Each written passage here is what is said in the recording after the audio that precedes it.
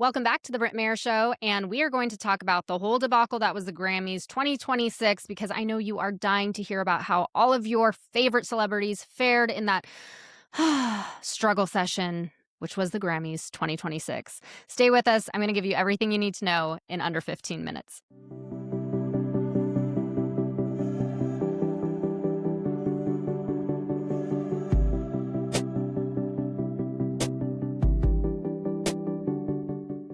If you hear me rave about a product and a company again and again and again, it's because I truly love them, which is the case of one of my favorite discoveries of 2025, Resistance Candles, a brand new brand that has become one of my favorite and is coming with me into 2026. You guys, I have given more candles this year than any year I can ever remember for gifts because I love these candles. I burn them almost every single day, get compliments every time I burn them. All of their scents are phenomenal, but here's what sets Resistance Candles apart. Not only are they completely made in the USA, no outsourcing, they are supporting American jobs and American patriots. They are so pro-USA, but their ingredients are non-toxic and are designed with top shelf in mind.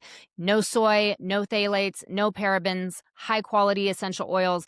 This is the best of the best, and it smells so good. So if you're wanting to head into the new year cleaner and more American made and more patriot owned, I would highly recommend switching out any of the candles you currently have with Resistance Candles. Go to resistancecandles.com and use code ROOTEDWINGS for my exclusive discount.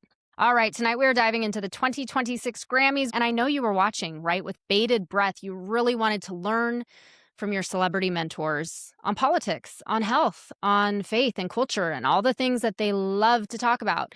There was one highlight, and we'll get into that. But other than that, it was a doozy, and we're going to talk about just what a doozy it was. It was a spectacle of left-wing activism, which we have grown to expect, near nudity, which was disguised as fashion, and a total disregard for decency, borders, and biblical values. So for conservative viewers who want to know what the heck happened at the Grammys, I'm going to give you the rundown. Voting members of the Recording Academy, the Grammy goes to Wildflower by Billie Eilish. No one is illegal on stolen land.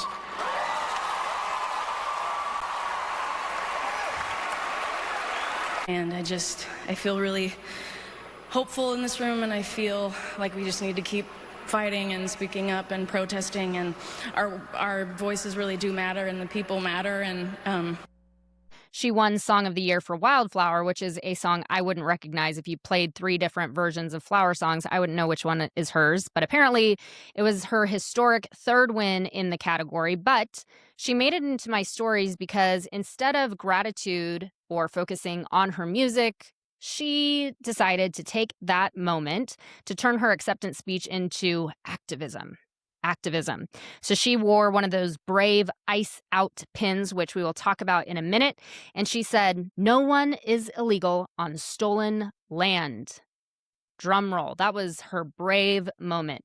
We just need to keep fighting and speaking up and protesting. And our voices really do matter. And the people matter. And F ICE. And then the crowd cheered wildly like clapping seals, which we can expect now. And here's my takeaway. It looked like Hunger Games meets performative virtue struggle session is what it looked like. It didn't look real. It looked performative.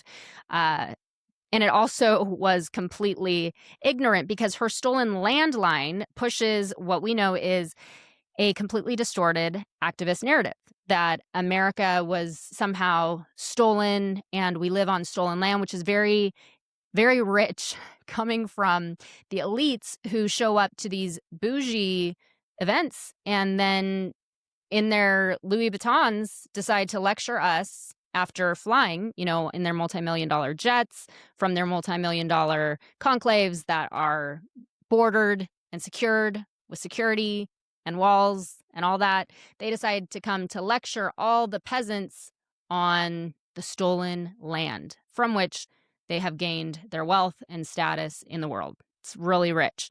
But it's wrong. America wasn't simply stolen. It was built through conquest, warfare, treaties, and major legitimate purchases, which we all learned in 7th grade. The Louisiana Purchase in 1803, which I just taught my daughter. So if you want to come back to the reality of how America became a sovereign nation, let me remind you that one of the most incredible moments for America was when it nearly doubled in size via a formal transaction, $15 million from France. We doubled the size of America. That wasn't stolen. That was actually a purchase. We also have the Treaty of Guadalupe Hidalgo, which was in 1848. It ended the Mexican-American War. Mexico ceded over 525,000 square miles for $15 million. This was a formal treaty post-conflict. We also had the 1783 Treaty of Paris, which secured eastern lands from Britain after the Revolutionary War.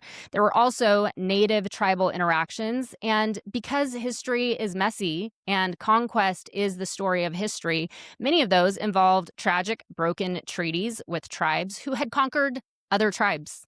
It's the way that it works. It's history. This is history. So framing the U.S. uniquely as stolen completely ignores world history. She may need to go back to 7th grade, do a little repeat before she takes to the stage again. Every single nation has gained territory through conquest, war, purchase, all the way back to the Indus River Valley civilization, which, again, world history matters. It's probably a reason why they don't teach it very well in government schools. Moving on from Billie, let's talk about the ice out pins that were out everywhere, because that's what makes you brave now. It was the black square on the red carpet. So these were coordinated red carpet ice protests. They were these pins that were worn by Justin Bieber, Hailey Bieber, a whole bunch of people who I can't even pronounce their names because I really don't care much about these celebrities. But it was like I said, the little black square of the night were these ice out pins. It was, again, elite virtue signaling that supports open borders, because these people apparently haven't kept up with the news that open borders and attacks on our law enforcement has actually created serious danger to our citizens and to legal immigrants and to victims of crimes that have been tied to illegal crossings, including many murders of our own American daughters. But that wasn't what they wanted to protest. They didn't want to protest that reality. They wanted to protest the law. They wanted to protest our country being made safe again. So it really makes you wonder what their house situations look like if they have walls and borders and fences and gates around their bougie homes here in America. Now, I wanted to look up during the Obama years, because we know, if you are paying attention and you've been curious to look at what it looked like under Obama, that ICE existed and carried out significant deportations, often more annually than under Trump's first term. So I was curious. I wonder if during that time at the Grammys, these same very concerned elites were also wearing ice out pins or anything of that nature. So I looked it up, and there were no reports or any records of celebrities wearing ice out pins or any equivalent anti-ice protest pins at the Grammys in that era. Shocking. Grammy red carpet, this is what I did find. Grammy red carpet political statements during Obama included things like Planned Parenthood pins, safety pins for solidarity, but nothing matching ICE out or focusing on ICE abolition or protest. So you know what this is called? This is called fickle virtue. It's changing with the wind, depending on where the wind blows for elites. It has nothing to do with truly being worried about wanting ICE out of our nation, because that's not even going to happen. It's basically defund police 2.0, which didn't happen. This is an acknowledgement that celebrities, by and large, are fickle, and they really don't have virtue. They virtue signal with little ice out pins when it's convenient because all the cool kids are doing it, but it really means nothing. It's a fashion statement. All right, let's talk about the wardrobes at the Grammys 2026. So the red carpet was dominated by barely there naked dress looks, pushing lingerie as fashion and hypersexualization. I'm not even going to show any of the footage because it was gross. The one that I did want to talk about, which actually I'll talk about two. There were two that I saw because they went viral, and I'm just going to give you my thoughts on it. Chapel Roan. I don't even know how you pronounce these people's names. Chapel Roan. She wore a burgundy thing. I'm not even going to call it a gown. It was a thing. And essentially it was topless. If there are children listening, I'm just going to keep it as I'm going to keep it as undetailed as possible with still giving you the picture. It was this draped sheer thing that was attached to her midsection by strategically placed piercings. Okay. And that's basically it. It looked like she was wearing like a half swimsuit with a sheer draped thing with piercings that held the whole thing somewhat together. She looked like, and I say this without hesitation, it was my first thought when I saw her being praised by whoever it was, Vanity Fair, whoever was praising her bold clothing, which wasn't even clothing. My first thought was, oh my gosh, she just set women back a few thousand years because she looks like an old-fashioned temple prostitute. That's what she looked like. It wasn't beautiful. It made her look worse than she probably could have looked if she had tried. So it actually made her look worse. It made her look cheap, and it made her look like she belonged in an old temple where women were worth nothing more than being temple prostitutes. So that's what she chose to wear. And then Heidi Klum, who I don't know what's going on with her and her face, but that's a whole different topic for a whole different time. But she wore again, not even a gown. It was like this, it looked like rubber. It looked like it was this latex suit that had very anatomical details on it, including her backside.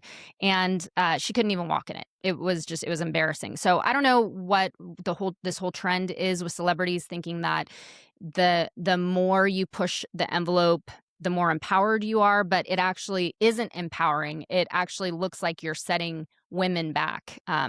Quite a few thousand years, especially with Chapel Roan, and then with Heidi Klum at her age having to really try to show that she can still wear a rubber suit that is clearly trying to show she has perk left, but she couldn't walk. So the whole thing just was objectification on the red carpet that really didn't look like we women are moving forward. It looked like we're actually moving backward. What I wrote down was it was exhibitionist, it lacked self-respect, and definitely consideration for family audiences, which is probably a big reason why a lot of families have stopped watching, because it's just not worth our time and having to continually cover our children's eyes. So last thing that I wanted to share was the win of the night. Jelly Roll, he delivered the night's one authentic, faith-filled moment. He won Best Contemporary Country Album for Beautifully Broken.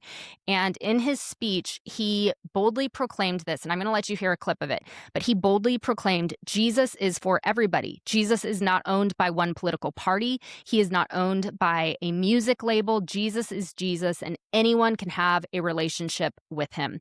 And he credited God for transforming his life from brokenness and darkness to just a redeemed, beautiful life, and he thanked his wife. It was beautiful to hear him call on Jesus by name. A lot of times you do hear celebrities thank God. I think one of the guys went up and he said, before I thank God, I'm going to tell ICE to get out, something like that. I mean, that's basically what you hear in reference to God, who is this abstract kind of just, we're going to cover our tail by saying thank you, God.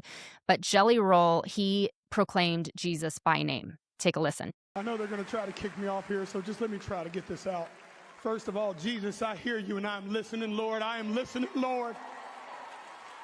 Second of all, I want to thank my beautiful wife. I would have never changed my life without you. I'd have ended up dead or in jail. I'd have killed myself if it wasn't for you and Jesus. I thank you for that. I thank you for my label, Broken Bow, Country Radio, baby. What's up, dog? Oh, Republic, John Manili, we did it, baby. There was a time in my life, y'all, that I was broken.